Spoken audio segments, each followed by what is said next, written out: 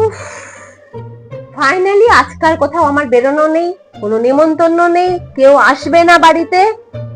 কি মজা, তেলটা মাখি আজকে।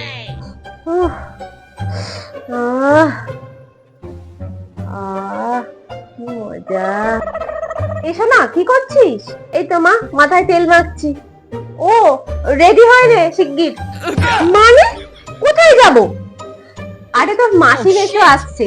আরে সামনে ধনতেরাস না, তা ওরা কি সব চাঁদি টান্দি এইসব কিনবে, তা তোকে আর আমাকে নিয়ে যাবে সাথে। আর আসার সময় বড় রেস্টুরেন্টে খেতে নিয়ে যাবে, বুঝলি? তাড়াতাড়ি রেডি হ। এখন বললে এখনই যাওয়া যায় নাকি?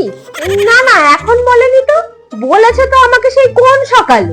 তা সকালে বলেছ, তুমি আমাকে এখন বলছো? হ্যাঁ, তা তুই কোন সব মিনিস্টার রে যে তোকে বলে আগে থেকে অ্যাপয়েন্টমেন্ট নিয়ে রাখতে হবে? যা যা রেডি হ, অন্য সময় তো রেস্টুরেন্টে খেতে যাবে বলে এখন মাথা পাগল করে দিস। হ্যাঁ দেখো, আমি মাথায় তেল দিয়েছি, এই অবস্থায় বাইরে বেরোনো যায়? হ্যাঁ দেখতে পাচ্ছি তো মাথায় তেল দিয়েছি। বাহ, কি সুন্দর লাগছে, মুখটা একবার টলটল করছে। আমি তেল মাথায় রাস্তায় বেরোবো? কি সব বলছো?